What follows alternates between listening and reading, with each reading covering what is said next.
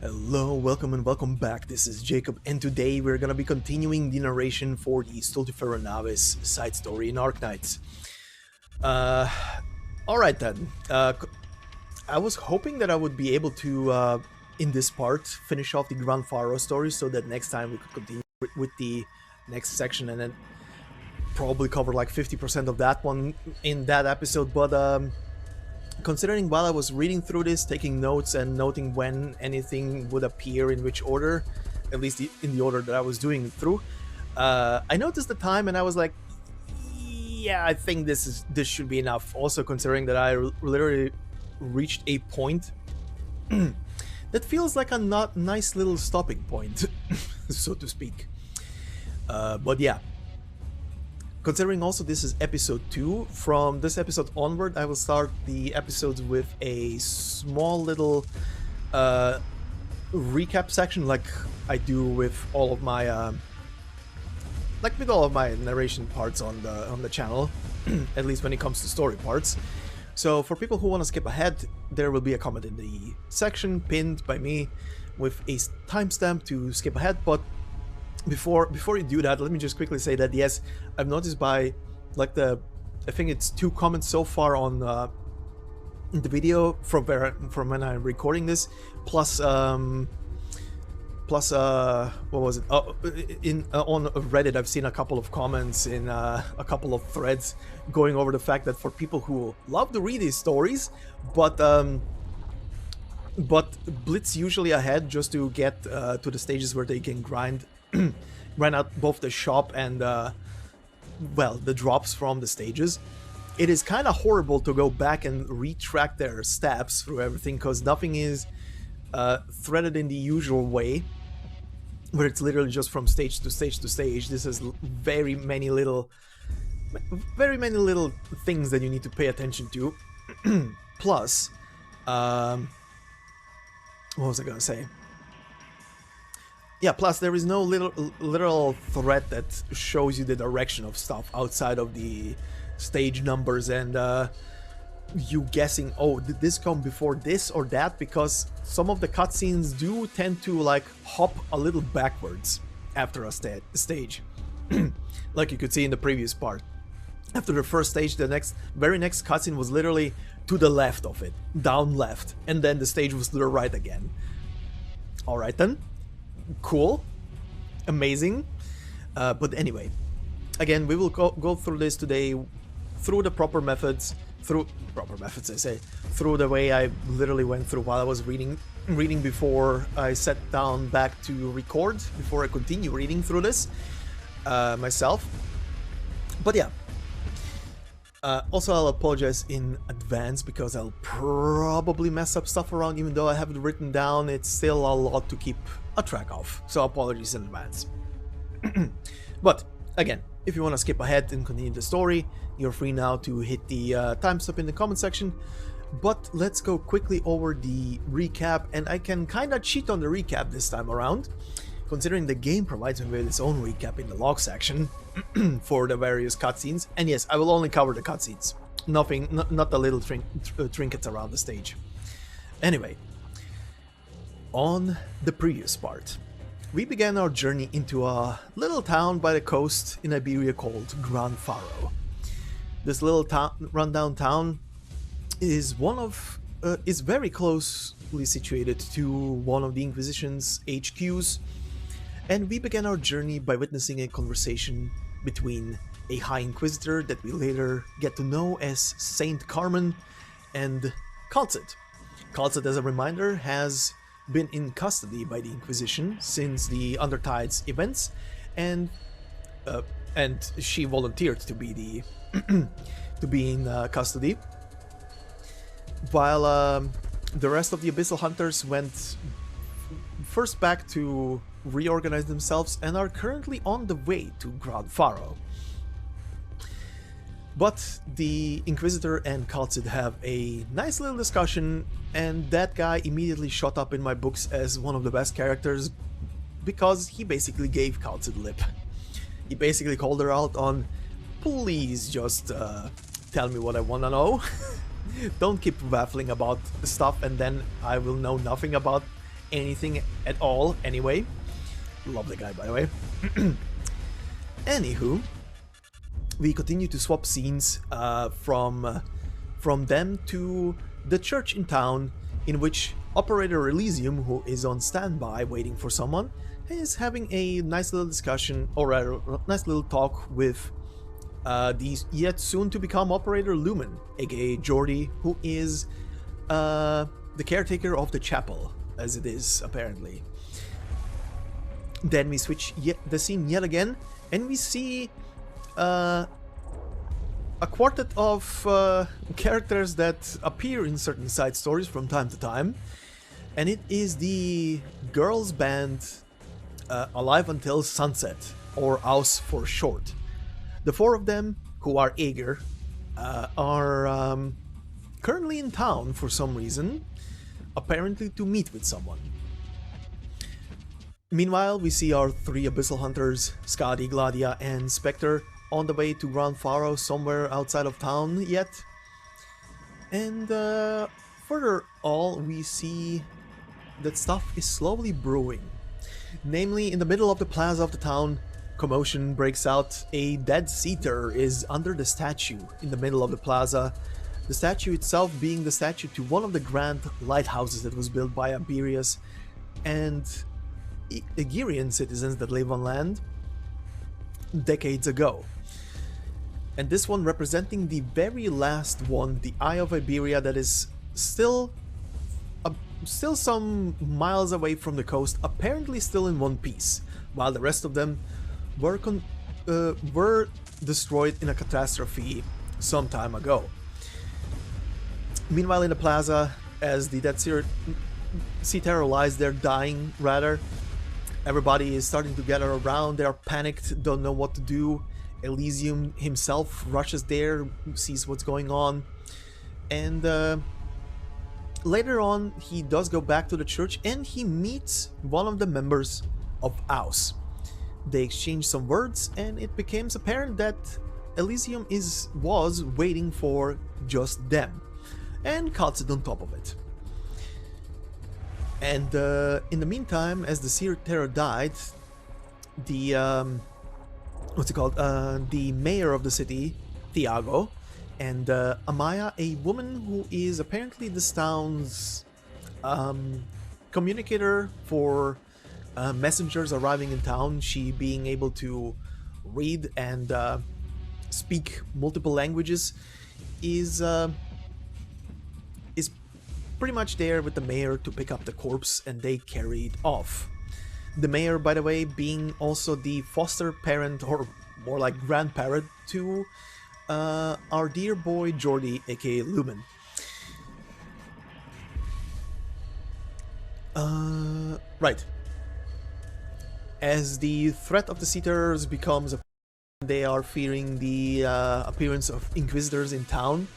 The mayor goes to talk to his adopted boy, to Jordy, to make him understand that he needs to leave the place, because if the Inquisition runs in and they see an Aegir, they are immediately gonna think that he might be part of the Church of the Deep and take him away, and therefore he wants him to leave the coastal town as quickly as possible.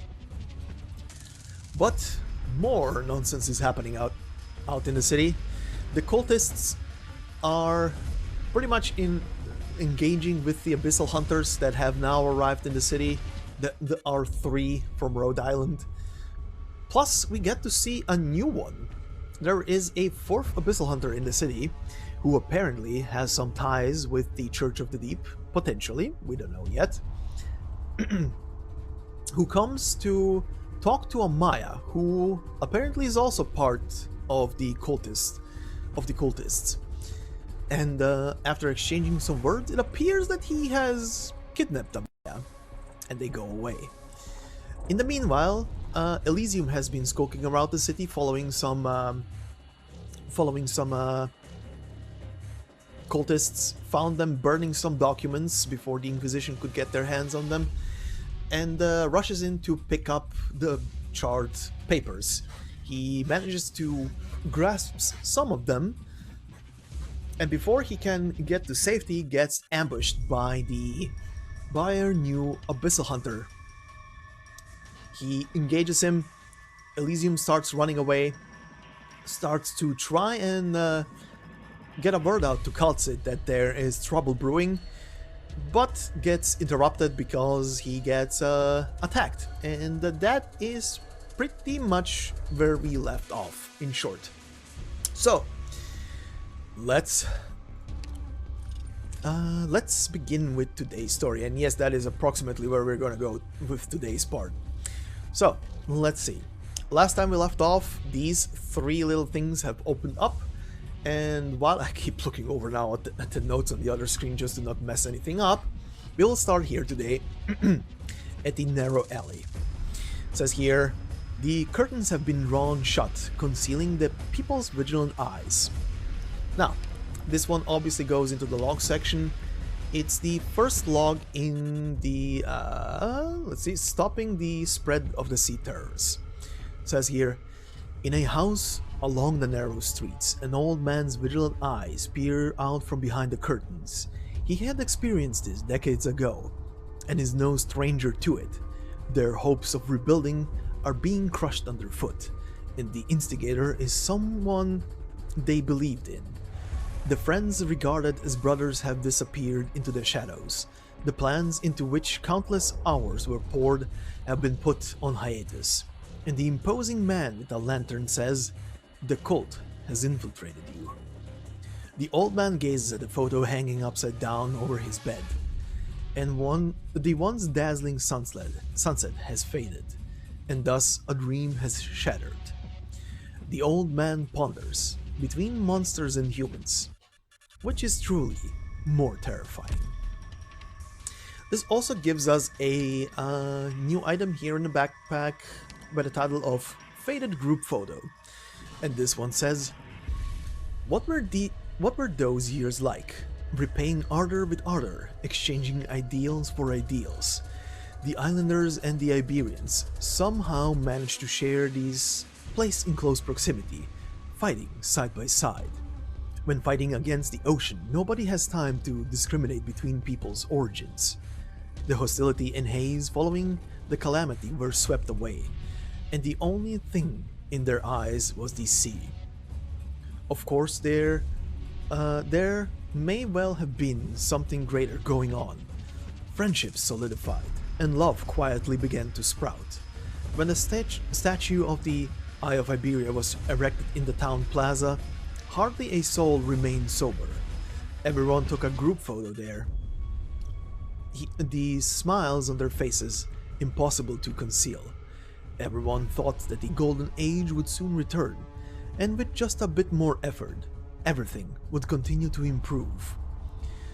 Nobody could have imagined that this was the final glimpse of a golden afterglow. Okay, after this I went up to the unattended store. It says right now only there is nothing behind this counter.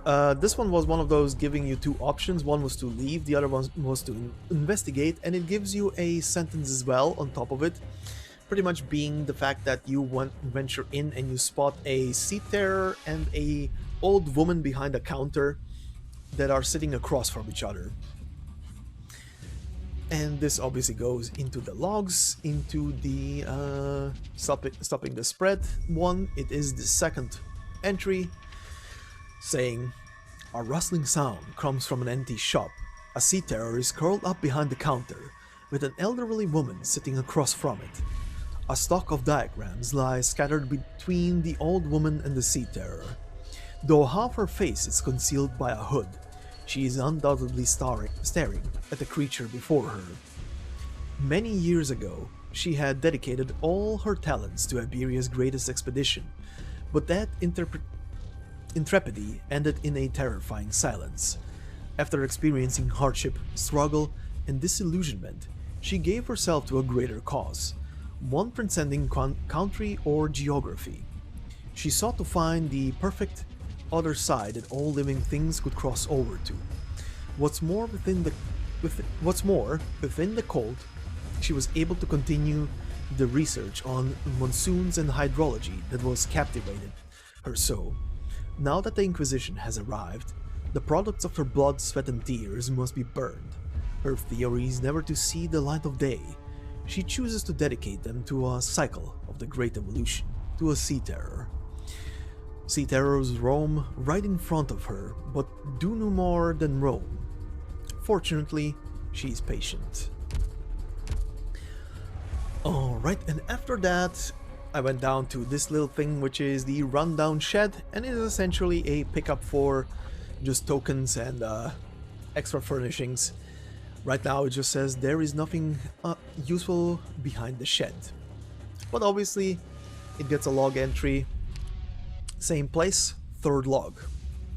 It says here, an abandoned shed sits along the reef's shore, offering a glimpse of how bustling this small town used to be. People from all over used to arrive, trying to restore a glimmer of hope following the calamity. But now it's been abandoned, its sheets of metal rusting away. The precious materials once used to build this place are now scattered about everywhere, no longer of anyone's concern.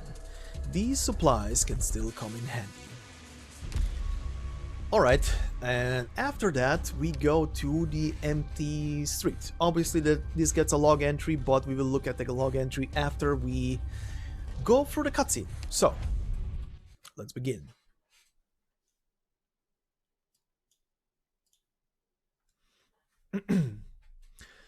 Irene? Yes, maestro. I mean, sir. You seem distracted. I'm fine. Gran Faro is a tiny town, so small that most maps don't even bother to list it. But this is a request from Lord Carmen himself, and it involves Dr. kal'tsit and those eager. I know, sir. If you still haven't found your answer, I will not give you permission to join the mission. I'd rather made up my mind when I first dedicated to follow in your footsteps and become an inquisitor. Yes, before you even knew the question. An answer is worthless if it cannot explain what you see and hear.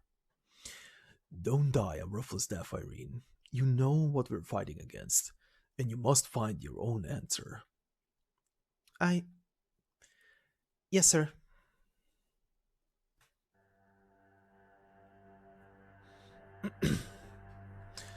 Lady kal'tsit. Gladia's tone does not change, but her footsteps reflect her mood. A blink of the eye, and she is by kal'tsit's side. Good work, Gladia. The Inquisition didn't do anything to you, did they?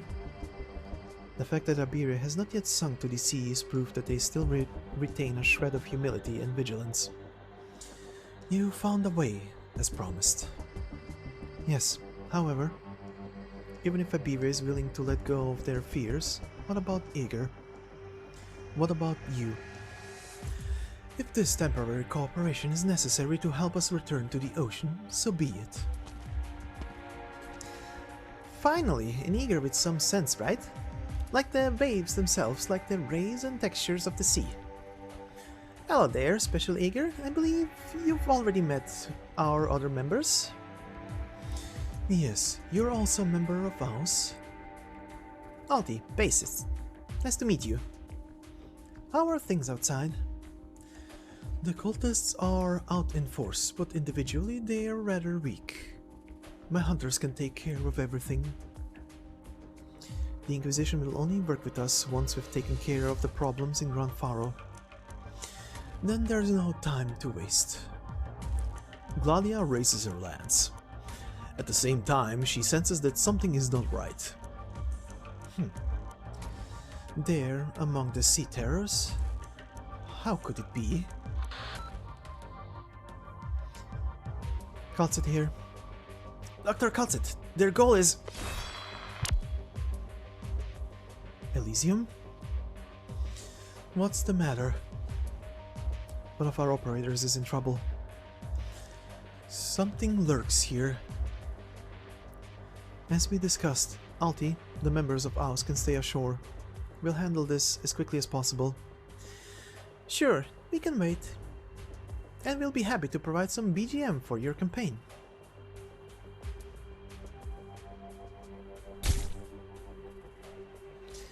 Too weak. They keep coming, but buying time. Or spreading something. I must find the leader.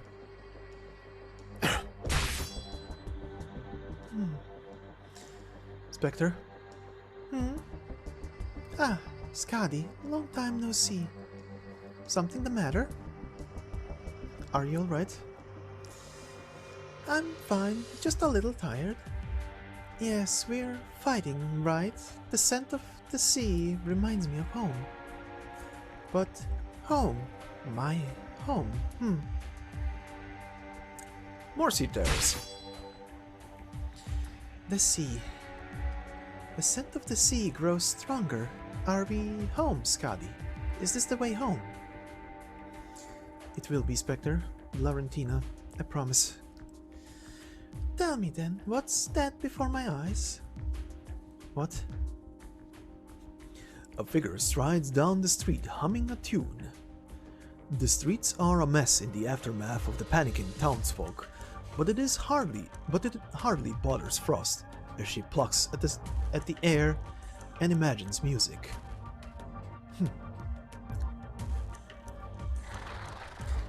See there, slithering sounds? The sea terrors keep away from her. No, they ignore her. Is she playing an instrument? Does it sound nice? I don't know. Then ask. Wait.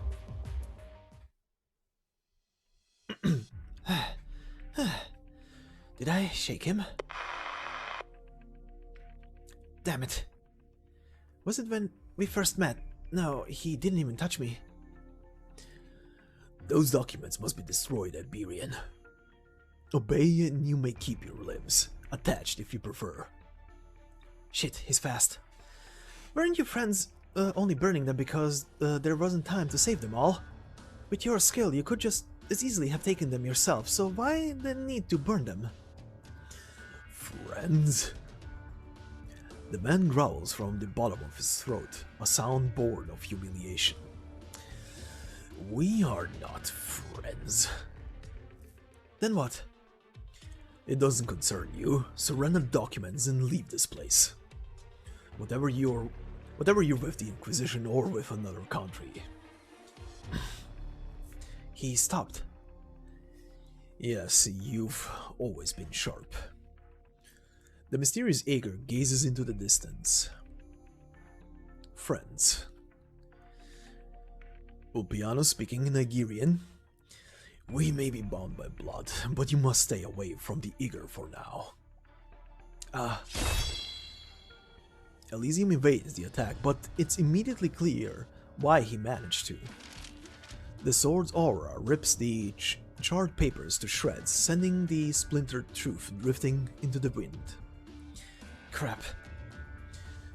Ulpiano's continuing to speak in Iberian. They cannot return to Aegir just yet. Allowing everyone to act on their own will only accelerate the destruction. Even though Aegir has already chosen the path of self-annihilation.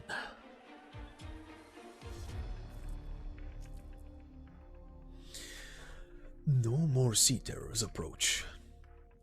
Unsurprising numbers for the coast. Now, where are you hiding? You... No, not the lantern. Answer me. What do you intend for Gran Faro? That lantern, get it off me! Answer me. It's... What are you pointing at? Carmen looks back in the direction that the cultist is indicating.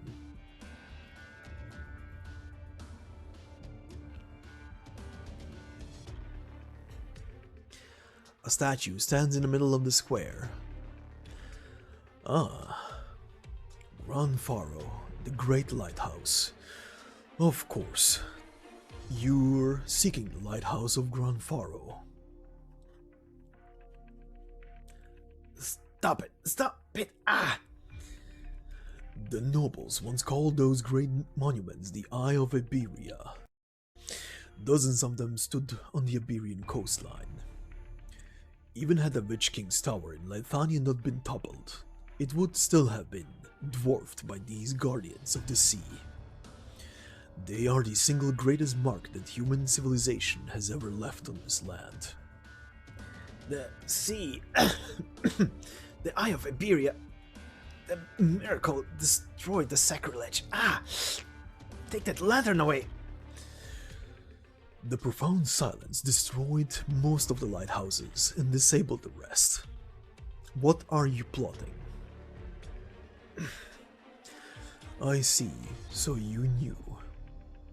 You knew that one remained operational, that the goal of the Gran Faro project was to protect what was left of the Eye of Iberia. That's why you've been lurking here, awaiting your chance. I never expected there to be traitors in the very heart of the Inquisition. Where are they? While you're here, babbling away, look under your feet and come face to face with your pathetic narrow-mindedness. What? Sea terrors, unsettling, slithering sounds. The sea terrors are glowing. What is this luminescence? Get away from it. Monster. Monster, impatient growling. Meltdown. Agitated roars. He's playing. Hello. Frost, peaceful riff. There is a familiar scent to you. Do you know what it is? Frost, spirited riff. A pleasant melody, but not the one that I know. Then how does the one you know go? When she prayed, the stars ceased to shimmer. When she wept, the night let out a smile. When she laments, the anguish sprawled upon her madness. A song of vigor, a sad song.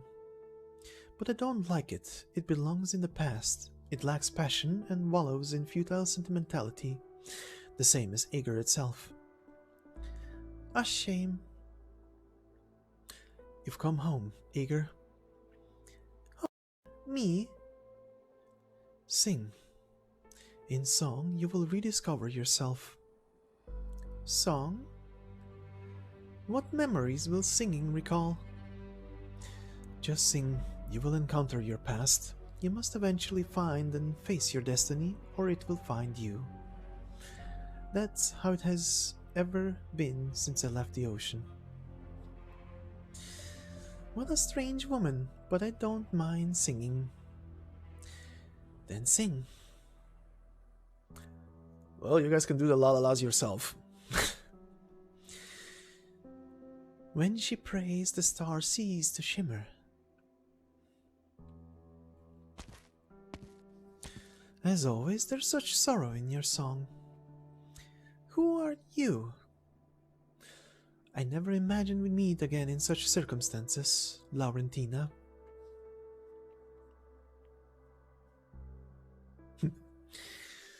Alright, that was Empty Street, so we go to the log section. Again, this is in Stopping the Spread section, 4th entry, final entry here. Says, the hunters encounter Aus and realize that town is under attack. While protecting the town, Elysium is attacked by Ulpianus, and Spectre runs into Amaya, who was believed to have been kidnapped. Alright, after this we get the warped mailbox to appear. Says obviously there is nothing here right now, but we get a new log in a new section. Finding a way to cleanse the Nethersea brand. First log entry says here, inside a warped mailbox is crammed a strange device with the words Wilderness Survival Module, printed on the side in Iberian. It seems to slot into Little Handy. Who put it here, and what message are they trying to send to whom? So yeah, we get our first Little Handy thingy here. but it also goes into the backpack section, obviously titled Wilderness Survival Module, and it says here, the Wilderness Survival Module component will help you and your little handies stave off the pernicious fangs and dwell in the seabeds of trouble, or even the poisoned slings and arrows of fate's outrageous fortune. Citizens of Eager who need to visit the outside and change the unknown land, do not forget to bring this along. It says furthermore, seriously, how is this assortment of pulleys and thin wires supposed to keep people alive in the wilderness? Just stick it on and it'll work. But yeah, we got our first little thingy here for Little Handy, which basically is a buff for either that you can switch between two modes. Either melee operators have 40% healing effectiveness, or you can switch it to ranged operators gain 80% max HP and 250 defense. But yeah, that is about that one. After this we get, let's see if I'm right, yeah, we get our first training stage, teaching us about this little thing here that spreads across the field. It obviously gets its own log entry, which is again in the first Finding a Way section. This is the second log. It says here, in the Penal Battalion's forward base, humans are trying to unravel the mystery behind the Nethersea brand. Its encroachment can only be staved off through the Guardian's faith. And yeah, the mechanic here essentially with this little brand is that it spreads across the field. With every next field that it's next to, the only way to stop it is to literally place an operator on its path, and it's gonna stop below them, or place it on whatever tile it has already spread to stop it from spreading. But please remember to have a healer on that person, whoever they are. They will desperately need it. Anyway, continuing off to... Oh, sorry, not this one. Continuing on to the Quiet Trail. This is a battle stage again, and it is a story stage with only an after story, which obviously will have its own log, but we will read that after we finish the story.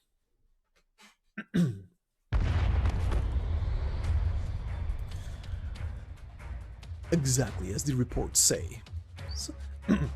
That was the wrong voice. Exactly as the reports say, such a curious creature. Monster is growls in mourning. Easy now, no need to get excited. Seems you understand human speech. There are parasites living on the seafloor, but I've never seen them on land before. The Iberians call it the Nethersea brand. An eerie glow has been occasionally seen off the coast of Iberia since the Profound Silence, the earliest known instance dating back to 17 years ago. Our scientists believe it to be some sort of algal bloom. So, have the Eager also encountered these unsettling things? Seldom, but the Academy's garden has no shortage of luminescent ornamental plants. So, the Eager do know what the word ornamental means. Nethersea brand, an apt name. It is the sea leaving its mark on the land. At its heart, its spread is no different from the sea terrors we saw in Salviento. Do you mean to say this phenomenon is but another form of their evolution? I see the biologists of Iberia are lacking in many ways. We've encountered some complications, but this is far from the worst-case scenario. The Inquisition has noted an alarming increase in the severity of sea terrors. Most notably at Coastline 3, where after a mere 4 or 5 days our enemies were unrecognizable. As I said, the ocean encroaches upon the land in its own way. Now there's an operator from Rhode Island I must rescue. I'll accompany you.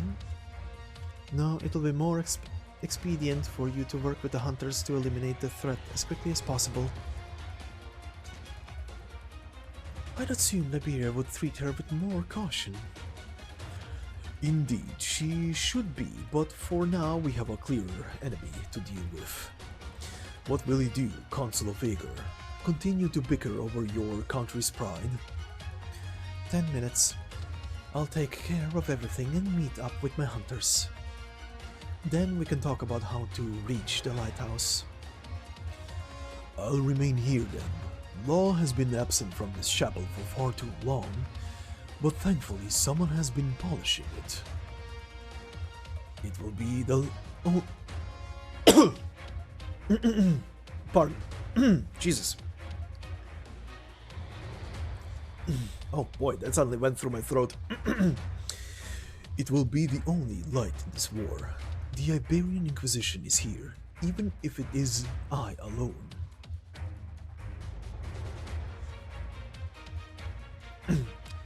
Hey, what's going on? Tiago, where were you? The Church of the Deep's cultists appeared out of nowhere and the town's covered in monsters. Oh, and... And what? What did they attack? Why did they attack the town? Where's Amaya? Did the monsters harm you?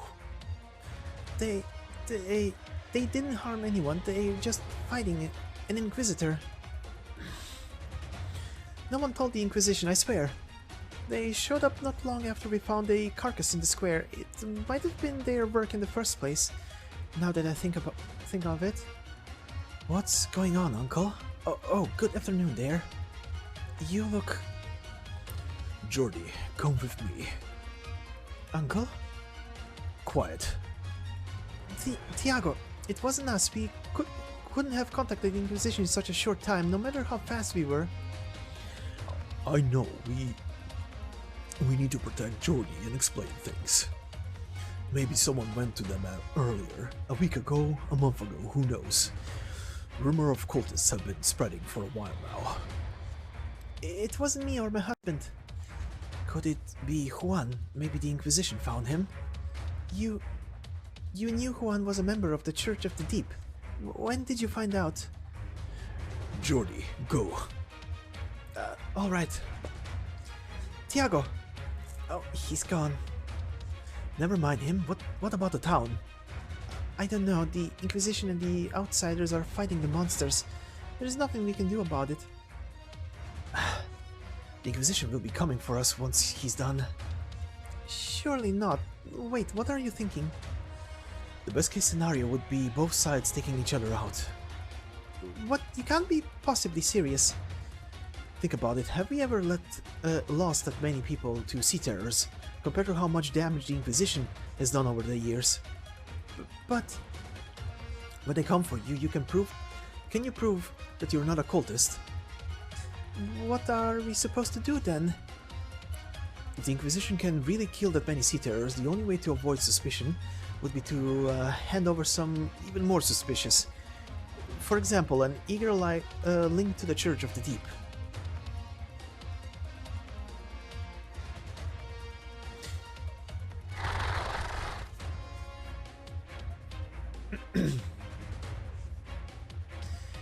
The others have pulled out, but Amaya is nowhere to be seen. Both an Inquisitor and the Abyssal Hunters. I've only heard them mentioned in passing by Amaya.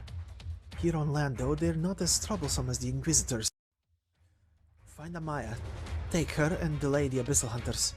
Go, our siblings have fallen. We are the last ones standing. The Inquisition must not be allowed to take any more of our comrades. Sea Terror shifts head in agreement.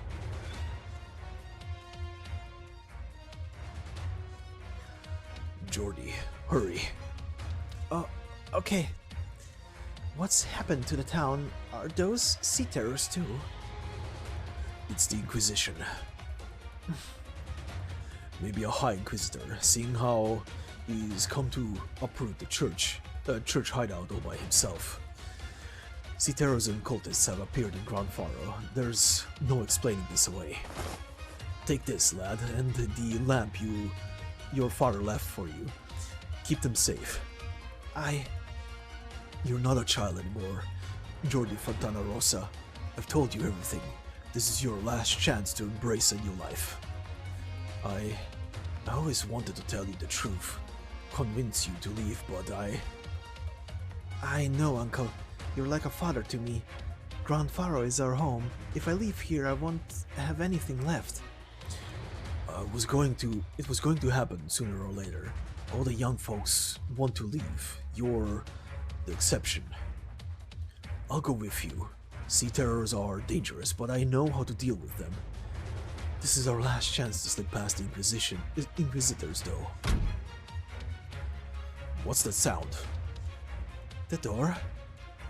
Huh? You. Not even sea terrors eat people, but you people have no such qualms. Say something. Piotr, Manuel, I know it's you out there. Cowards! What's going on? They've blocked the door. What? But why? Because you're an eager. They must have surrounded the place. We'll go up to the attic and leave through the roof.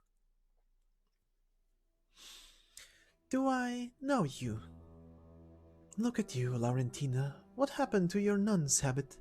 You looked so good in it. Ah, you found where you belong, right? The Abyssal Hunters found you and they want to bring you home. Laurentina. My name is Laurentina. The name of the vast creation's master. What is this vast creation's master? The ocean or its avatar. Something's not right with your state of mind. You shouldn't be so... Oh, were you awake when you killed Quintus, for instance? Quintus? You touched the sea but did not immediately proceed to Eager. I thought you people longed for home. Or do you have somebody on land gently guiding you? Why did we have to reunite under such circumstances, Laurentina? Your hands are so cold. There was a time when there was no secrets between us. Now, though... Spectre! When you remember my name, come and find me. If you still remember this conversation, that is. If your mind is still your own, I will tell you the whole truth. Farewell, Laurentina.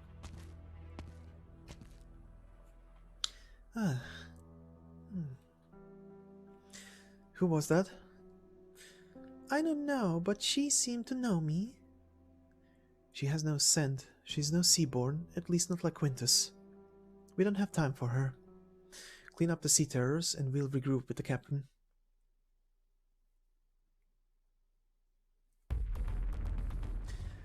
Hey, there aren't any sea terrors around here, are there?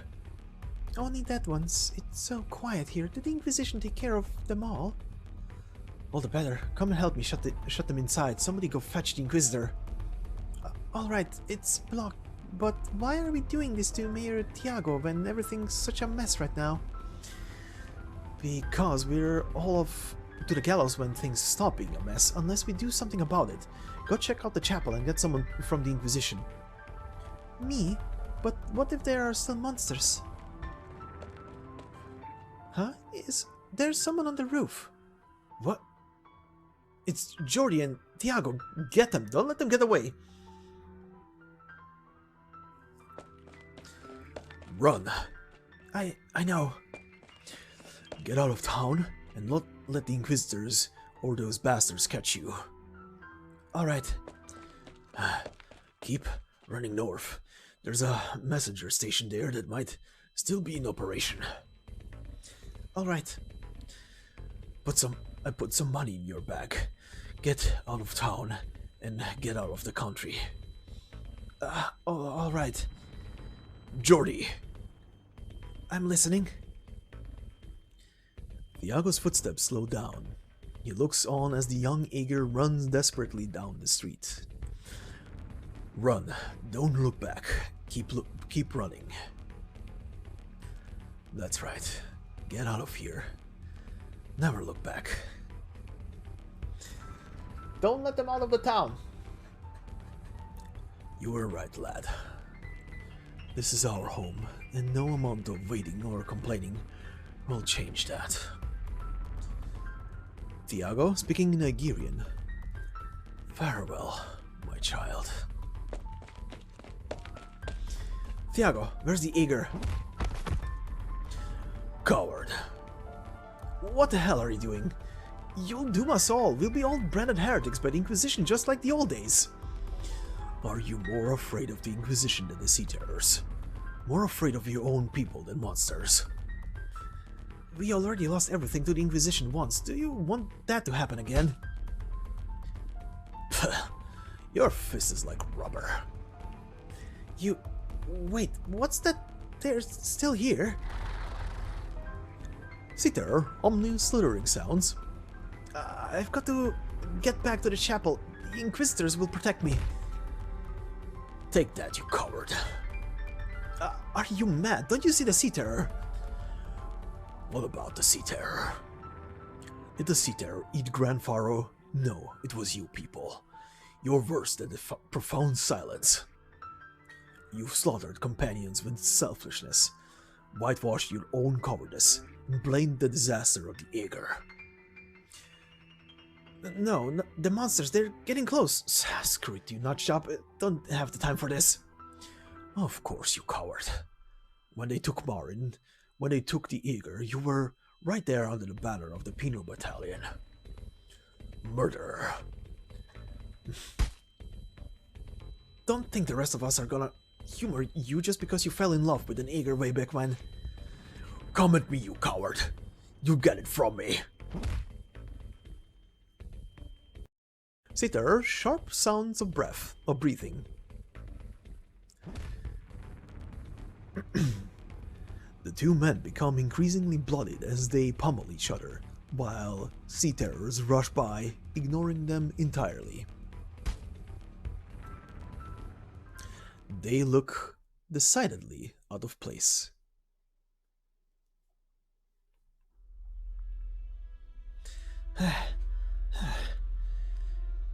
Thiago? Uncle Thiago? Uncle? What? I have to go back. Speaking in Iberian, stop right there, Aegir. Yes? The last Aegir of Gran Faro, the last descendant of Breogan. What? The Sea Terror would kill you, and the Inquisition would imprison you. Come with me. I need you. Are you one of them, the ones commanding the monsters? No, I seek a lost legend, one that caught the attention of even the Academy. Yet his most important legacy is neither a lighthouse nor a ship, but his descendant. You might be the final clue I'm seeking. I don't know what you're talking about. That man, Thiago, is not your father. Who were your parents? Your grandparents? My parents... They went missing in search of the Eye of Iberia. As cruel as it is, your misfortune is what gives you the chance to become the salvation of Aegir. Come with me. I'd prefer not to use force against kin. This is all coming out of nowhere. Come with me.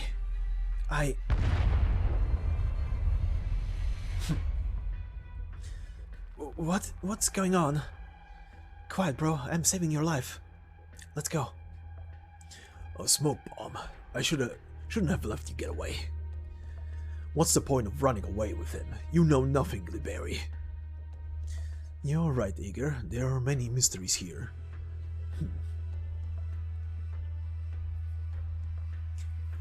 Well, look at that! No mask! Transgressor, you will answer to my question, or you will never leave this place. I hope you're smart enough to recognize this fact. Good. Looks like we've shaken him off. It was the right choice to grab you when the Inquisitor drew near. They aren't fighting right now, are they? Hello? Oh, sorry, I need to go back to town. Wouldn't recommend it. Most of the Sea Terrors are gone, but something doesn't feel right, and I can't just get in touch with Dr. kal'tsit. Plus, you were planning to leave, weren't you? No. I heard that the Inquisitors came to town and Uncle Tiago was worried I'd be taken away. The Inquisition, huh? What did that guy want with you anyway? Sorry, you don't have to talk if you don't want to. I'll need a bit of time to decide whether to go back to town and find Dr. Kal'tsit or get you out of here first. I'll go with you. You sure? Your uncle was so desperate to get you out.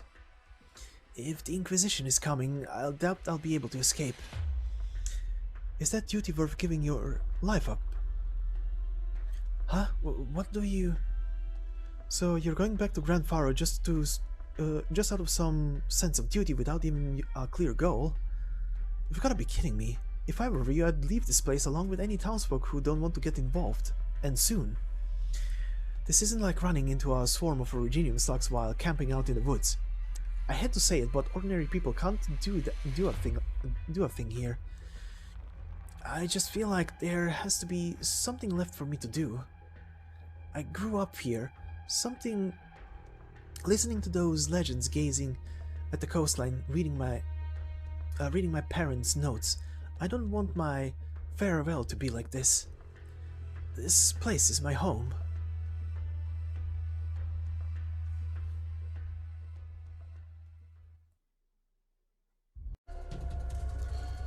Alright, and then, oh boy, Quiet Road was, let's see, back into the logs, we go into the finding section. It is the third log entry. It says here, pretty much just a short description of the, of the story, saying the townsfolk attempt to hand Jordi over to the Inquisition to save themselves. Thiago helps Jordi escape. Meanwhile, the appearance of the Nethersea brands has put Carmen, kal'tsit, and the hunters on alert. From here on onwards, we get the... I think this was it? Yeah, Burn Down Research Institute. Now, there were two options here. I think, if I remember correctly, I just went with the first one to choose between, I think it was documents and specimens. I don't know if it matters here, but again, I went with the document options. It says the documents have been removed and the file cabinet is empty. And this one goes into the next section in the logs, titled Finding a Way to Cross the Ocean. It is the first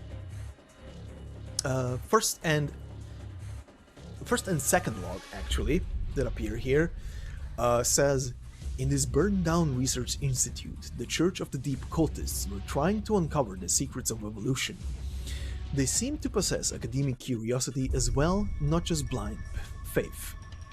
And the second one, the documents in the file cabinet escaped a fiery fate. They contain the data obtained by the Church of the Deep cultists over a long period of time. From the dates and labels, their research began many years ago. The promise of an evolutionary end goal was so enticing and so real that it could drive the brightest minds to work towards it day and night, sacrificing themselves. A few lines of handwriting are scribbled onto the file's header, perhaps a spark of inspiration from the cultist who recorded it. What does it mean to become a part of the cycle of evolution? It means to be truly free from all suffering. Alright.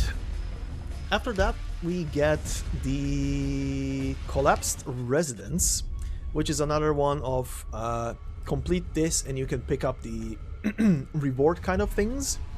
It says only useless debris remain in this collapsed house. This one is in the same section, I believe. Yep. It is the third entry. It says here, the area where this collapsed residence is located may have been inhabited by eager islanders, as the signboards bear faintly visible patterns distinct from the Iberian style. Now it is completely uninhabited, and when the previous inhabitants left, they lacked the time to even take their supplies with them.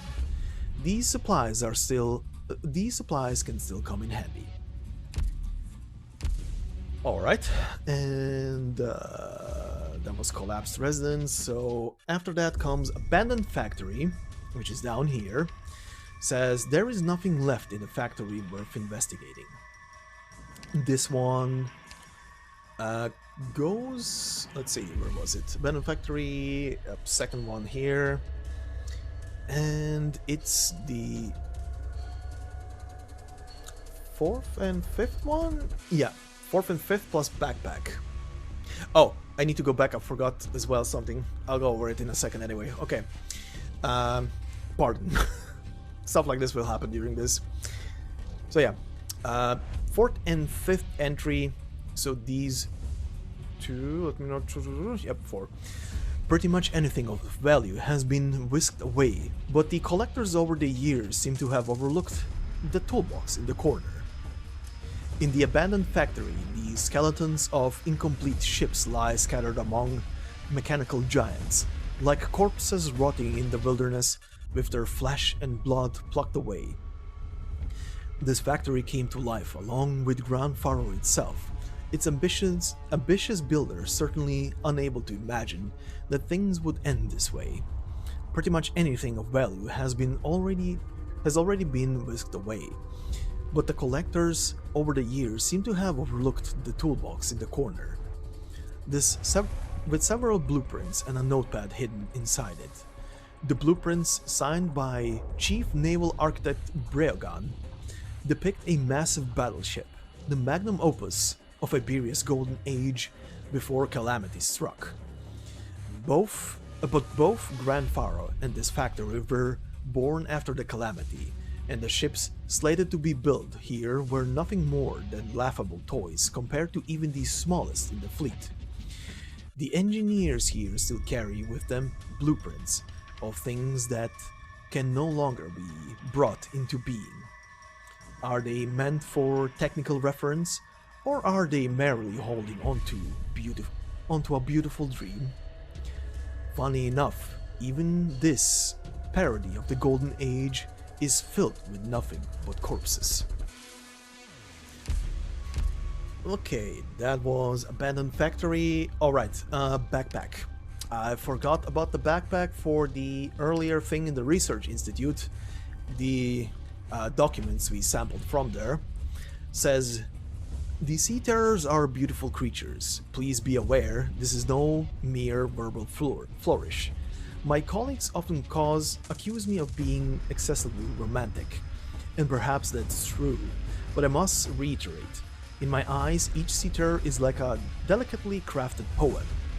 They have rhythm, they have rhyme, and their very existence is worth admiring. Look at all these critters in their myriad forms. Scholars of literature will stop at nothing to analyze why a poem tugs the heartstrings, and we, in a sense, are doing the same. The Herald will forgive us, for we are not harming the great evolution, but rather studying how it becomes ever more resplendent." And like I said, from the current one on the Abandoned Factory, we also got a scribbled notepad. It says here, Gran Faro needs you. Here we will restore Iberia's glory. That's what they told us from the very beginning. That's right, those of us who didn't want to die gathered here to build our town. Iberians will not be struck down by any calamity, and even our Islander brothers joined us. I must say, their technological skills are completely beyond us, and it was little surprise to me that Master Breogan is an Aegir. I never worked with Master Breogan before, and after seeing his blueprints and diagrams, this has become a lifelong regret of mine. There's an old engineer in the shipyard who worked under him, and supposedly participated in designing the capital port. But he never said a word about Master Breogan, as if nobody wanted to even bring him up. Why is that? In any case, I'm going to press this blueprint underneath the glass of my drafting table. We may never be able to design and build such a beautiful ship ever again, but it is just as important to remind everyone that we once could. Okay. Then we go to the seaside street, which obviously gets a log entry itself the moment you click on it, but first, story. Says here, on the long road beside the ocean, the representatives of two civilizations speak herein. So, let's begin.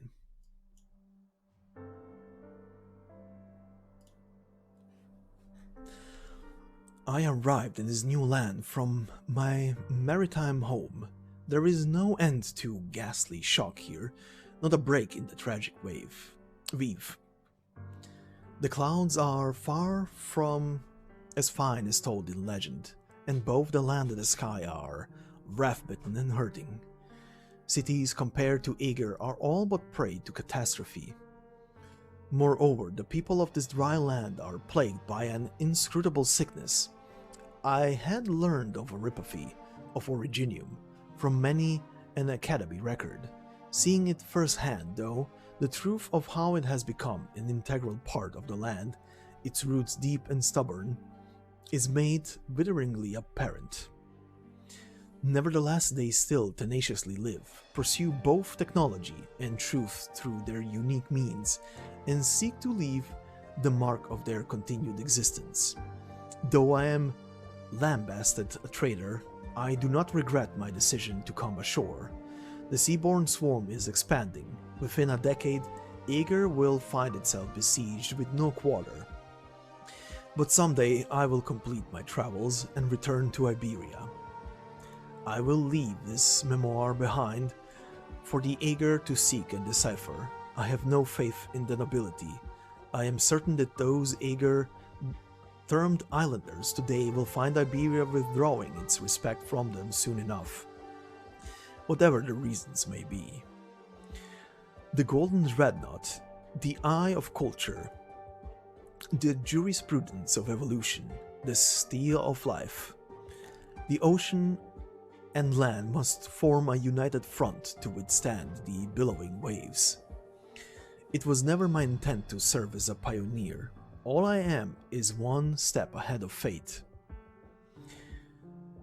From a copy of the Notes of Breogan, famed Iberian architect and chief shipwright, written in cryptic Iberian. This is a matter between the Aegir. So long as you stand on Iberia's soil, the law is watching you, and so am I. What is the relation between you and those three abyssal hunters? You've harmed Skadi. Strange. Surely she intended to avoid combat. Her blood is a special sort, more special than the rest of ours. I hope you've been diligent in cleaning your weapons. I'm the one asking questions here.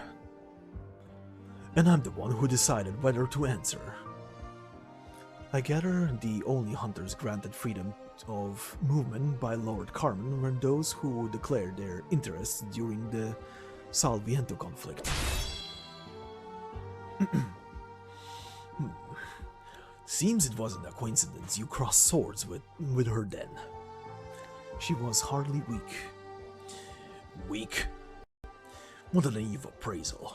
She's just unaccustomed to dry land. She lacks flexibility.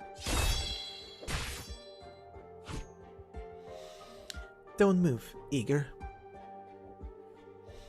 Comply with the High Inquisitor's investigation. The Inquisition has already concluded negotiations with the Hunters.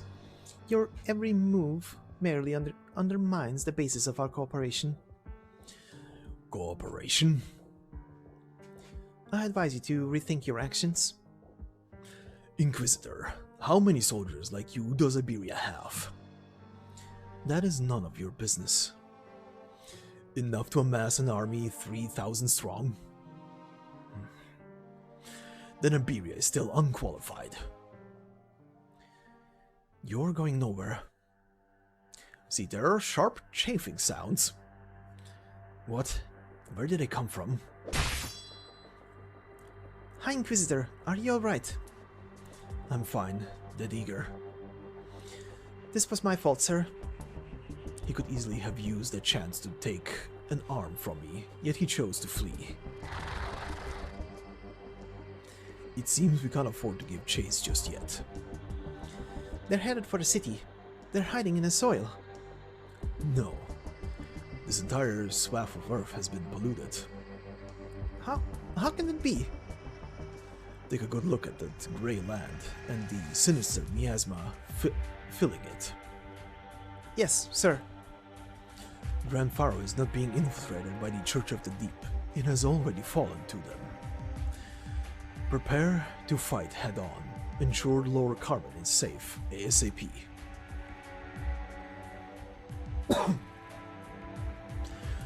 This fluorescent Netherseed brand, it's akin to their own city.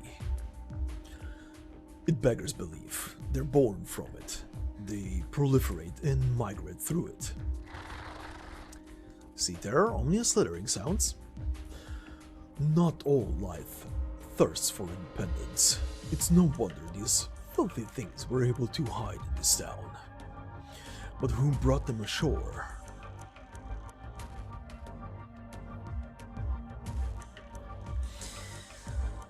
This is just perfect. And here we thought we could find a little inspiration on our beach trip. Talk about the total wash. Frost, Rift's in agreement. The sea's caressing the land. I can tell. This is bad gone better. kal'tsit once said the Eager won, and that the Abyssal Hunters are the orphans of that battle. But with how things look now, I'm starting to doubt there was ever a win. Oh, speaking of kal'tsit, did she give us the thing? Yep. Way to beat around the bush. Why didn't she just give it straight to that Eager? Gladia. That would have been faster. Frost, Rift's in doubt. She wanted to use the key to draw us into this, and from that view, she definitely succeeded. Or maybe she was originally planning to make us retrieve or help out with something, and then she changed her mind. Huh. Hasn't she always been like 300 steps ahead? What could possibly force her to change her mind?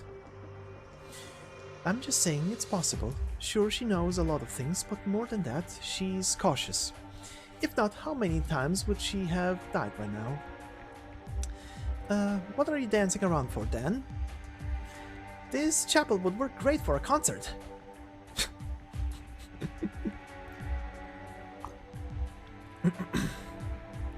Skadi, Shark. We wiped out every enemy we could see. Formless wisps of waves are spreading here as the tide on sandy shores. An inauspicious omen. We should not be here. It seems cleaning up some trash wasn't enough to bring her back to her senses. What do we do? Once this area is spotless, we borrow the Iberian's assistance in finding that ship. There are things we don't recognize on their bodies.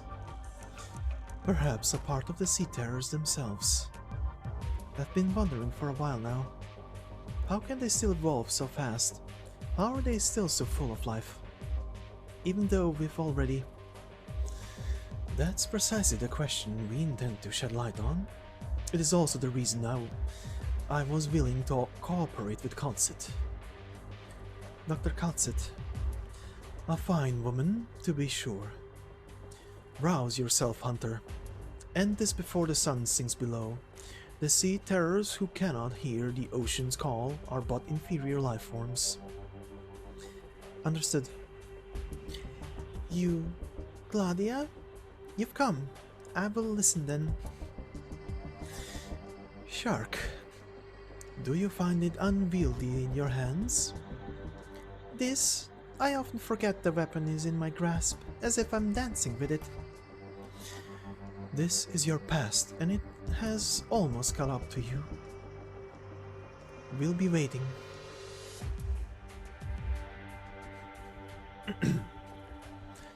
See there, shuddering gargles. lead a punctual march, Dario. Have you arranged what I asked of you? And our High Inquisitor that not just has dropped his mask, has a name now. Dario. Yes, Lord. The Penal Battalion has readied a ship to leave for the Eye of Iberia. They've also evacuated the coast and surrounded this town by now. Those misguided fools have nowhere to flee. There is nothing to fear in those petty villains. But the new threat they've brought forth is an astonishing one. Our technology is able to treat this much pollution, which is only a temporary victory, Dario. And this is Aegir technology, not ours. For every second of every minute, every droplet and every grain of the tides beating against our sandy shores spreads the sea terrors and their technology, how are we supposed to defend our homeland then? We will find an answer before that happens.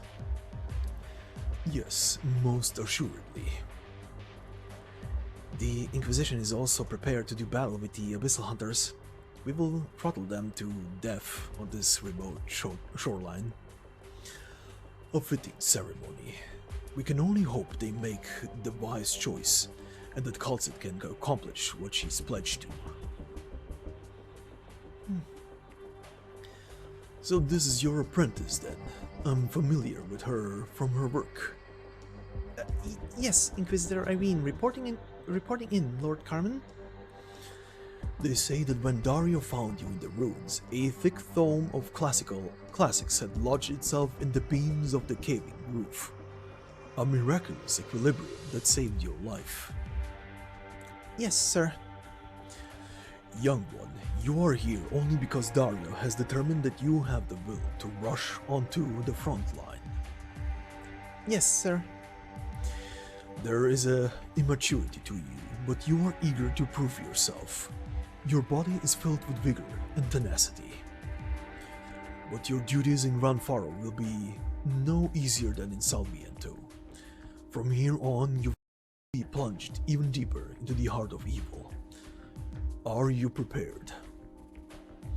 For Iberia's orderliness and integrity, I shall raise my sword and my lantern. To me, this motto is more than just a rallying call. She will be prepared. I trust your judgment, but fate does not often give its people time to prepare. Dr. kal'tsit and I have matters to attend to still. The mission of guiding the Abyssal Hunters back to the Eye of Iberia is now yours. The Eye of Iberia? High Inquisitor, what exactly is our task? Establish a base camp, safeguard the route, and ensure that our maintenance teams can safely reach the lighthouse. The last piece of Iberia is 50 nautical miles out from the nearest coast of Gran Faro. Assuming, of course, that it's still where the maps indicate. 50 nautical miles. Once our fleet could gaze far across the surface of the tranquil sea, but since the profound silence, the ocean has become like a boiling poison, melting all who touch it. This is a daunting mission, but recapturing this final lighthouse is our tremendous importance to our people. Understood, sir. It is for this that we require the Aegir's assistance. You are skeptical. She has been to see the Inquisition's underground cages. So, you have witnessed the truth of the Inquisition's search, in spite of the fact it cannot obtain an answer. Go, young Inquisitor, the time will not wait, but if necessary, I will have you put time itself on trial.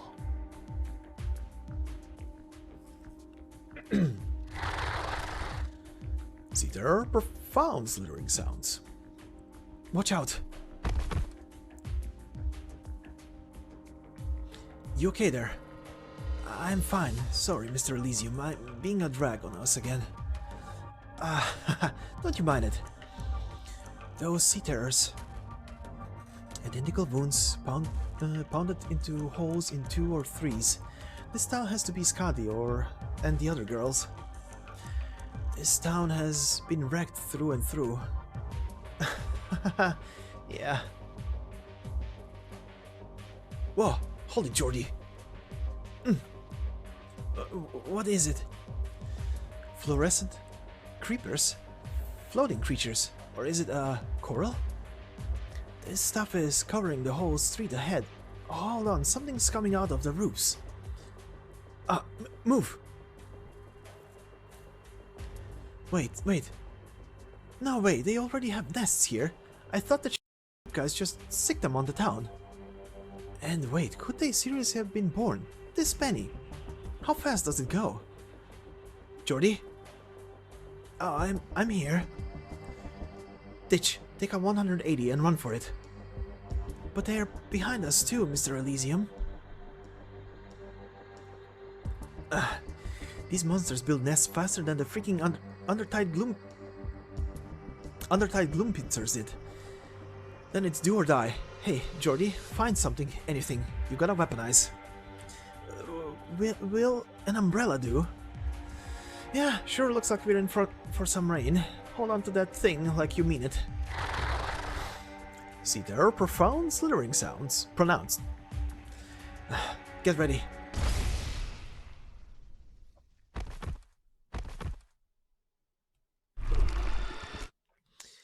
Monster, self-satisfied braying. Burn it all, together with the buildings. Monster, delighted hisses. It would seem eager technology isn't necessary to treat another sea brand. Dr. Kal'tsit! Good, you're in one piece. What happened? And who is this somewhat despondent-seeming Ager?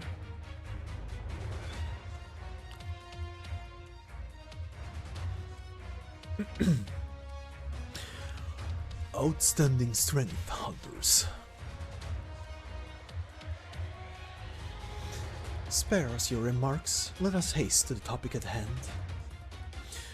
Kal'tsit has recently suffered quite the ordeal on your behalf.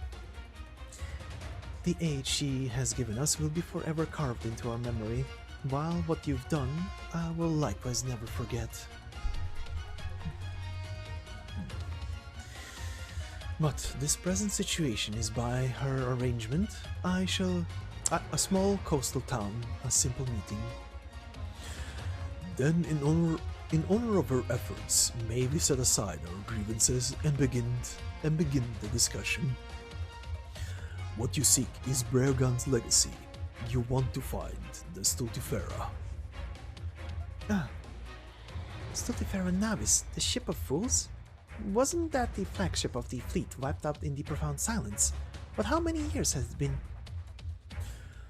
What most piques my curiosity is how a foreigner can be so sure that it remains afloat. Then, from the Iberian point of view, do you believe it to be sunk or not? In all likelihood, it hasn't. However, it has not once returned to port. A ship unsunk for over 60 years, yet never returning to dry land's harbor. Can your people determine its position? We could once, but not now. In other words... Gladia looks to the statue beside them. She has no recollection of such buildings.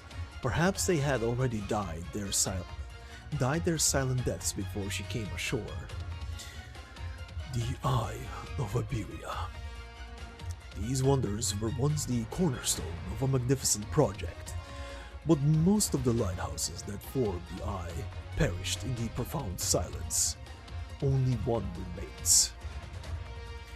It does not belong to you, it belongs to Ager. Bregan was indeed an Ager, and he came from the ocean, but his devotion was selfless. He made ample contribution to Iberia's sea exploration. After the disaster, you let your citizens pour their rage upon the eager, upon him, indulging some folly, paints you in an untrustworthy light. You are the eager, able to sweep no implication in the pardon. Yet are the eager able to sweep no implication in the profound silence. Sweep? Swear? What is going on with the sentence with me?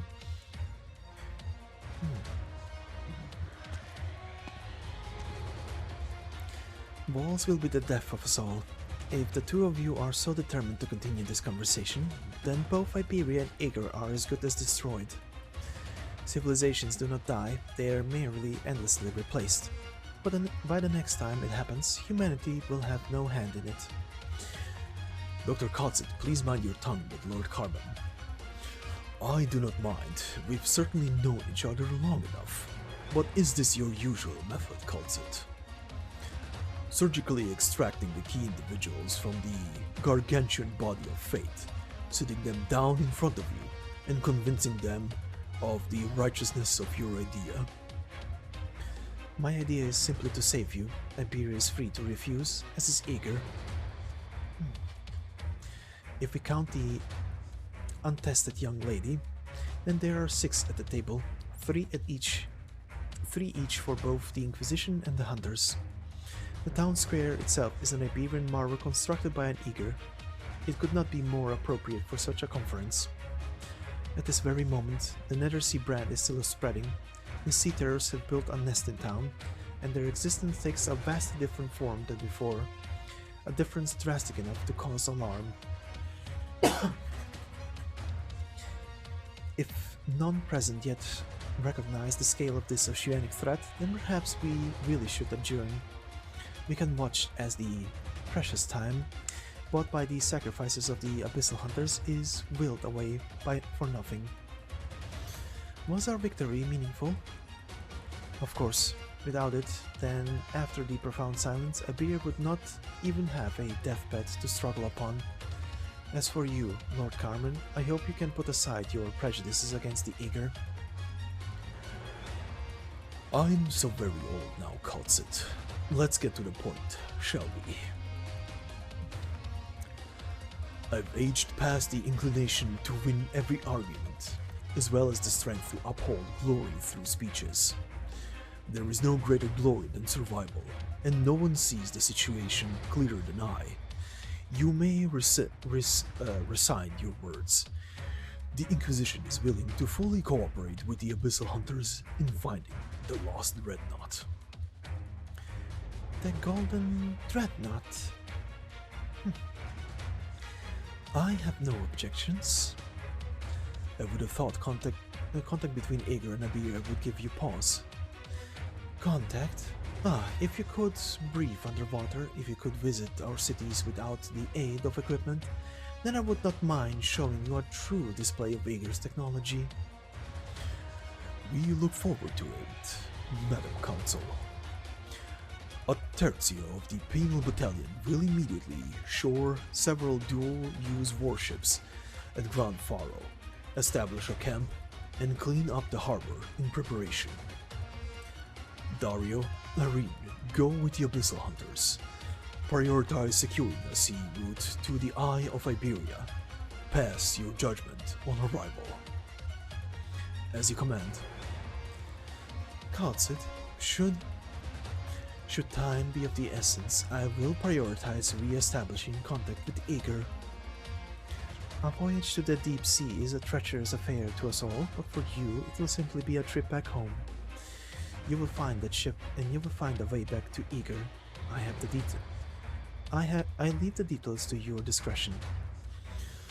Perhaps it will be fair in the future when Perhaps it will be far in the future when next we meet. So long as you remember our words, we hope that once you've returned, you will be able to reevaluate all that Eager has suffered. Then let us make haste. We will...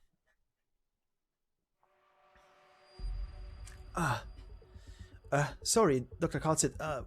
Ever since the part about the lighthouse, Jordy has been...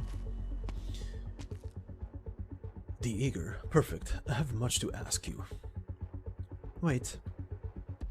Who are you?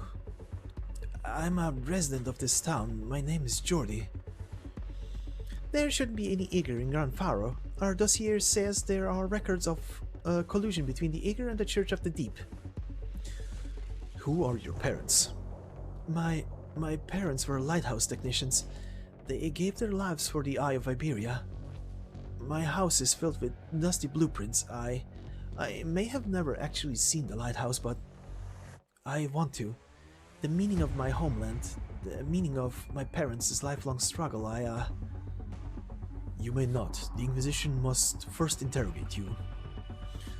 And why should I consider protecting a feeble civilian, a melee? What if he were a descendant of Breogan? What? But he looks nothing like the photographic records of Breogan. Even if it's true, we should be demanding he turn over what's left of his family legacy and let the Inquisition take over the research. Hi, Inquisitor. What is your name, Igor? Jordi Fontanarosa. My uncle told me that. Then you should know what awaits you for voluntarily appearing before an Inquisition. I know. Irene. Yes, sir. Seize him. Take him with you. Yes. What? That was what you wished for, was it not? Thank you, Lord. Nevertheless, my greatest hope is to see true, enduring cooperation between Igor and Iberia. Even the largest journey starts with a single step. Then we don't have a moment to lose. We'll let the Eye of Iberia gaze upon the desolate sea once again.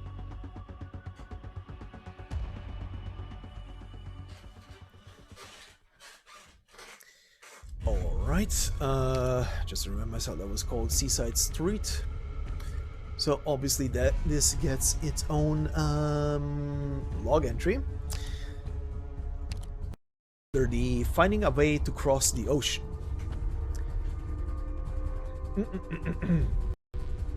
This is the 6th log, so 1, 2, 3, 4, 5, and 6, the final one in here. So, to recap, in this town of special significance, the Inquisition and Abyssal Hunters must negotiate fair and square and reach a conclusion. They search once again for the Eye of Iberia, with time at their heels. So, let's see. Next would be Cold Reef Port, which is down here. Says right now the ships have already left the port, made their return as scheduled. Let's see. Cold Reef Port obviously goes into the logs under the first entry of arriving at the Eye of Iberia. Says here, a small vessel prepared beforehand by the Penal Battalion is moored in the port. When it sets sail into the sea for the first time, it will face completely unknown winds and waves. Next would be the Dusty Warehouse up here. This is one of those, need to complete something to acquire these rewards from it. Says right now everything in the warehouse has already been emptied out. This gets a log entry under the same thing, arriving at the Eye of Iberia. Says, if you look out from Cold Reef Port, you will then understand the calamity that completely reshaped Iberia's coastline. Pardon? Oop. Okay. Iberia's coastline, the majestic harbor built more than 70 years ago, sank into the sea without a trace. And it goes without saying that Cold Reef Port cannot hold a candle to it. Though small, it still reserves a few berths for massive ships. In reality, these ships would never be able to return home. After the plan to build Gran Faro was put on hold, Cold Reef Port was almost never used. The few voyages in the port's records were mostly small-scale search missions carried out by the Inquisition and the Penal Battalion. Nobody ever returned from those expeditions. Today, this long-since lonely port will finally see of another ship from its embrace. Its crew will set out to find the Eye of Iberia that is still looking out over the ocean. The assistant that the penal battalion placed in Gran Faro prepared the boat in advance. The old dock worker carrying out work he was unfamiliar with, loading the vessel with supplies for the voyages. The boat slowly left the port and disappeared from the people's sight. The dock worker thought to himself that he might never get the chance to send off another ship in his few remaining years. Alright, and after that, we get this little compass here,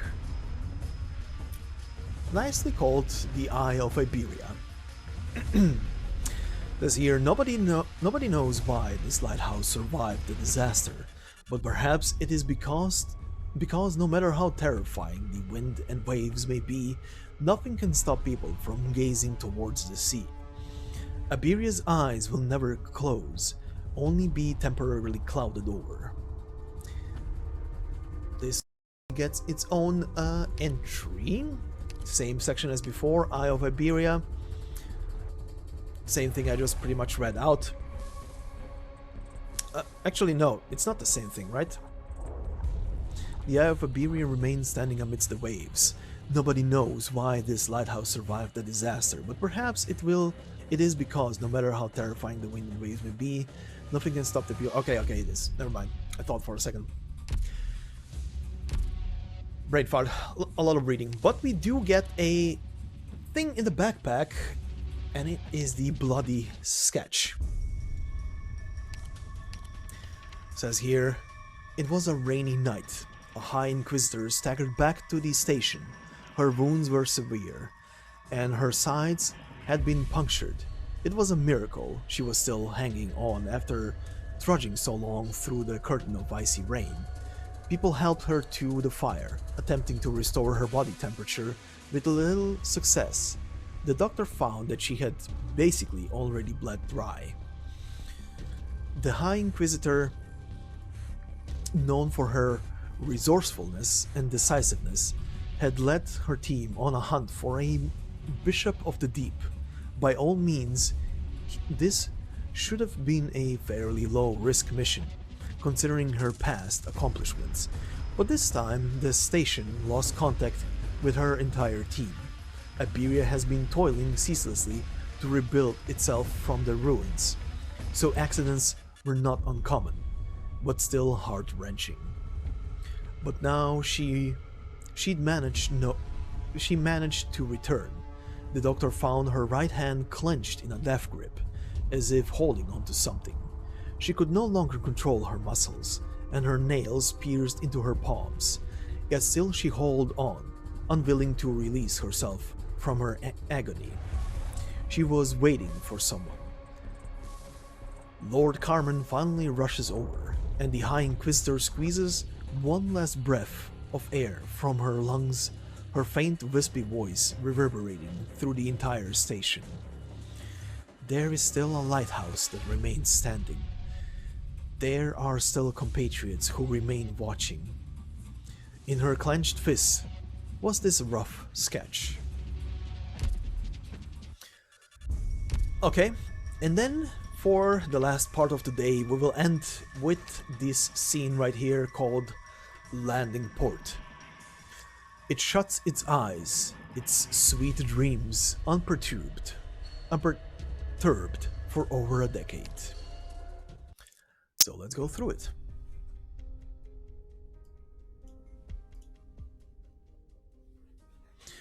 Ugh, what is this disgusting floor? What's happening? Is it the sea terrors? Thiago? Oh, Maya. What's going on? Didn't you say those Church of the Deep cultists wouldn't show up? They've made a complete mess of the place. Thiago, I came to say goodbye. What? It's about time for me too, and the opportunity is hard to come by now. That's all it is. I don't understand. Tiago, the Inquisitors are here, a whole 3 of them. Ugh. Jordi is in their hands. Don't, Tiago. Jordi came back by his own will, and what can you do against 3 Inquisitors? Doesn't he know what it means to be found by the Inquisition? You've told him so many times that I'd be shocked if he didn't. But that's how people are. Reason might tell us to take every advantage to avoid the opposite, but people are so complicated, and you can't judge that so easily. I wouldn't call Jordi a fool for his choice. Now's not the time to argue over morality. This is his nature we're talking about. Character, not morality, Mayor Tiago. There's a certain beauty in human nature. Even time can't deny that. What are you getting at? Do you hate the Inquisition? The sea terrors have blanketed this town, but remember, Tiago, remember. Remember that rainy night when the penal battalion charged into town, breaking down doors? The unending screams drowned out the pitter-patter of the rain. No, stop. And now? The sea's brand is spreading across town. Have you heard any screams? Have you seen anyone being senselessly slaughtered or hunted down? You haven't. Right now, all that remains in Gran Faro is stillness.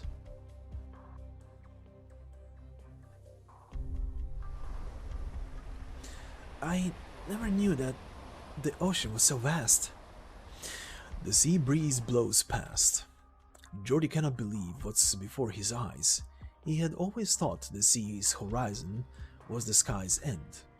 Not until witnessing this boundless expanse of waves for himself does Jordi the Eager have a sudden question. Why has humanity never desired to explore this? How could we ever determine our position out there? It's not as if the moons are signal beacons or the stars could be read like a map.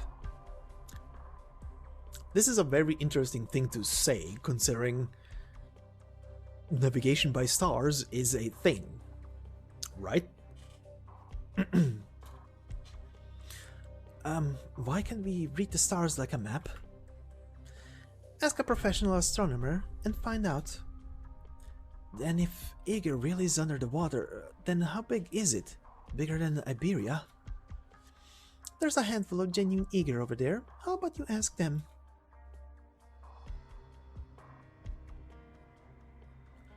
They seem like they have their own worries, though.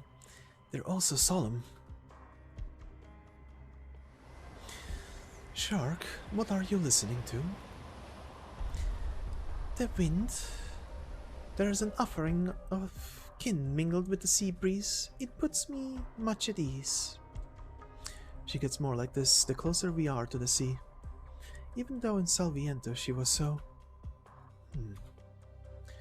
Do you know why? I could guess, but it would only disturb your judgment. We have a battle before us. Did you ever attempt to return to the sea after your narrow escape to shore? Of course, I failed. There was no end to them. They surrounded me. I ran out of strength before I could swim even far. I tried so many times. But you're still alive. We are all well aware of the changes in our bodies, Skadi, you included.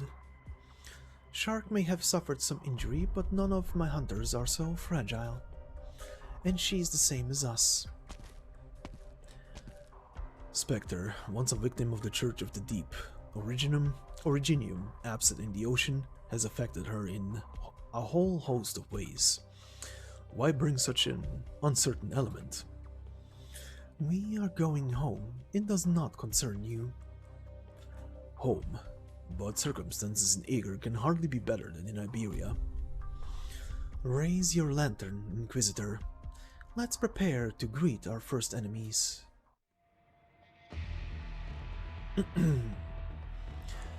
Oh, they've come. One final question. Are there really only 3 Abyssal Hunters? If there were others, I would have long since found them. What compels you to ask? Ominous slithering sounds from the Seafarers. Is this ship's course true? Undoubtedly. Then the Seafarers are becoming more explicitly hostile as we approach the Eye of Iberia. Perhaps it is already their nest. Fighting them aboard the ship would waste far too much time. Skadi, Shark, defend this vessel. Keep an eye on the primitive signal navigation facilities while you're at it. I will enter the sea. I'll go with you. You are stronger in the sea, but so are they, and we cannot bleed down there. The risk is too high. What's wrong? Are there monsters attacking again? No, I can't see any. We don't know what's happening under the water, but... That's muffled booming. What's going on down there? Is she fighting below? No. She's just moving. She's faster in the water. How can anyone move faster through water than air? Habit, I guess. Or maybe it's a skill. The Seafarers are following her. She's opened up a passage. Irene, take Braugan's descendant and continue to steer. Pick up speed before the enemy surrounds us.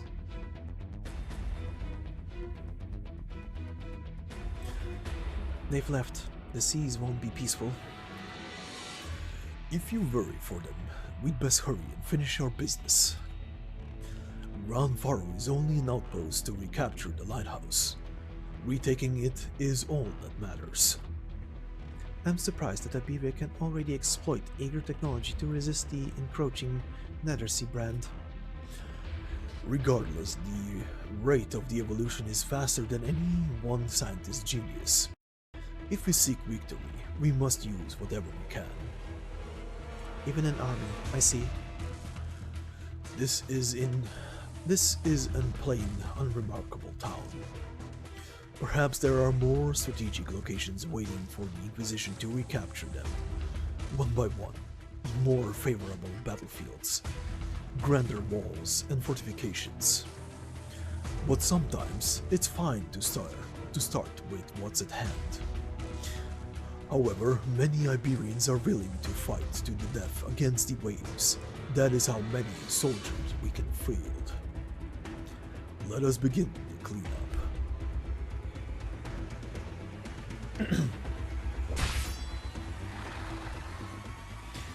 Seafarers, unabated slithering sounds. Hey, are you still not there yet? According to the nautical map, we should be able to at least see it by now.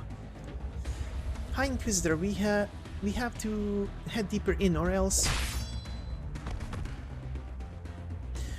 No. Look up.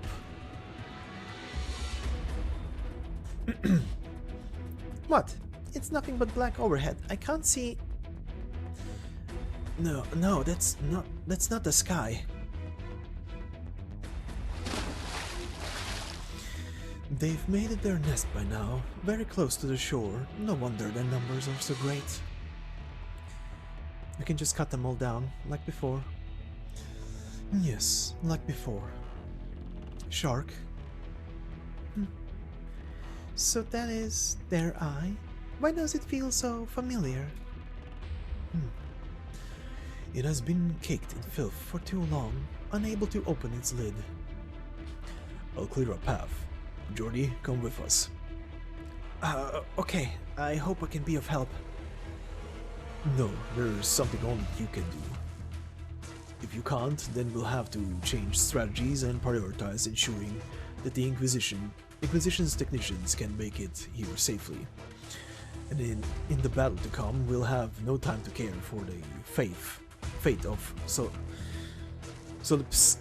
Solipsistic Ager. That's a word, I guess. Got it. You seem nervous. Eager, you don't understand what finally reaching this island again signifies for us.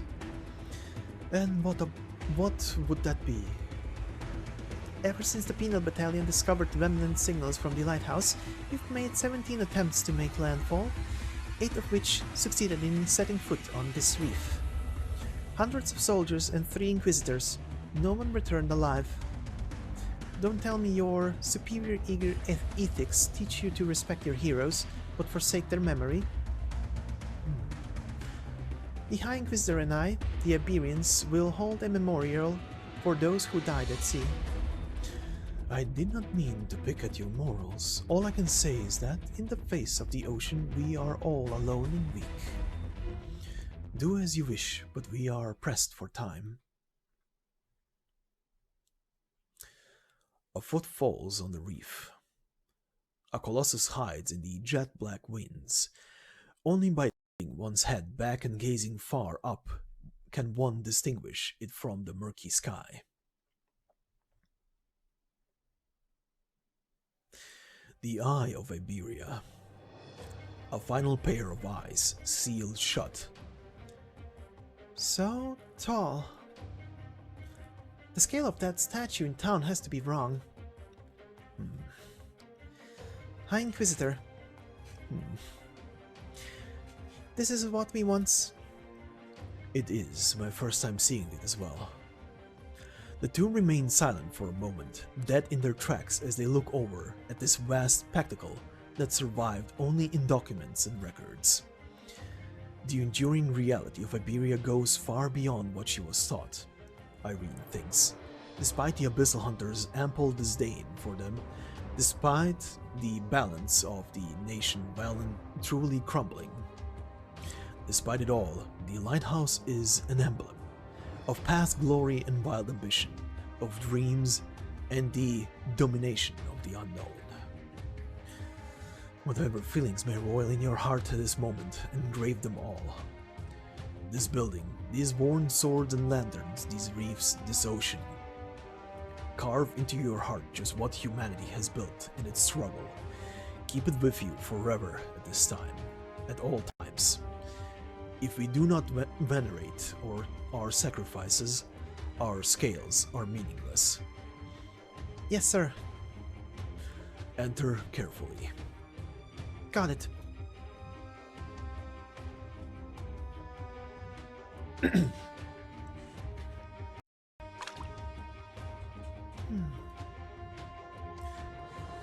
What are you doing?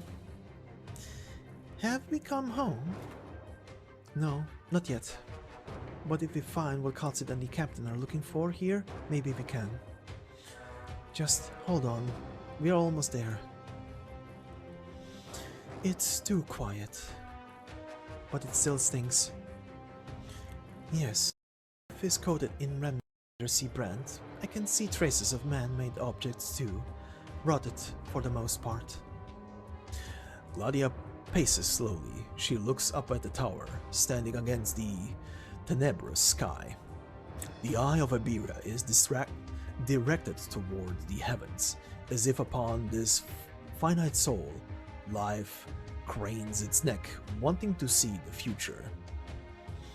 The nations of the land have done all they can to reproduce Breogan's remaining legacy.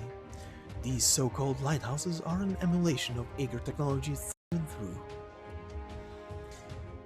What can this lighthouse be awaiting, set in this void and empty sea? Does it watch over the ocean or the land, I wonder? Captain? I know. Within is a sea terror nest.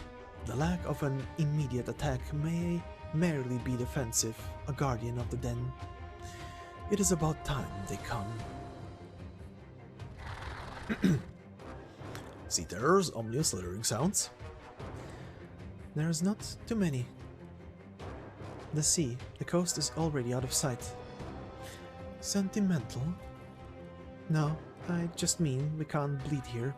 It'll be extremely dangerous. They can't pierce our skin. So long as you do not cease your dance, these numbers are insufficient to kill us. The lighthouse, it really is just like the statue in town. Which means those blueprints at home really were from my mother and father for the Eye of Iberia. My parents were once in this very place. Jordi looks back towards the shore. Each and every day, his mind went back to his view of that overcast shore, a lifeless gray, a hopeless crowd. But look at this lighthouse, he thinks. Uncle Thiago was right. They were all heroes. They were all meant to be legends. The Abyssal Hunters should be regrouping not far from here. They will be joining this battle too. Don't forget what you experienced in Salviento. Their blood is highly unusual, and kal'tsit hardly told us everything.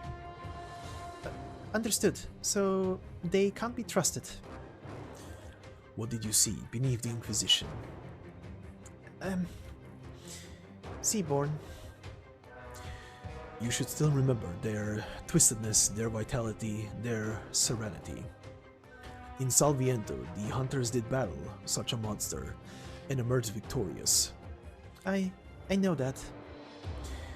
You've seen the truth, so now you must reassess your past and Iberia. Tear apart the old, swimming through your head. Make your own judgments. Yes, sir. See, there are rough sounds of slithering over reef. They're ready for us, withdrawn to defend their nest, waiting for the chance to strike, here to drive out the invaders. Jordi, report. Right, it's a miracle, really. These control panels outside are still responding, but I'm not sure what theory these things are based on. I'm looking through. I have also these research notes from home with me in my bag. Be quick about it. I know. It's this one. No, that's not it. When did this one come out? Hi, Inquisitor. They're here.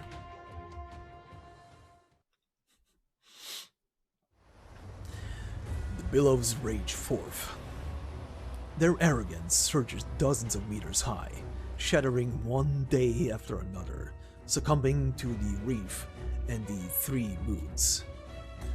One moon is bright, one moon is dark. These are the moons spoken of throughout time, hung in the sky. The remaining moon comes from the intervals betwixt the waves, at the peaks of every crest. The moonlight comes from the title he once believed in.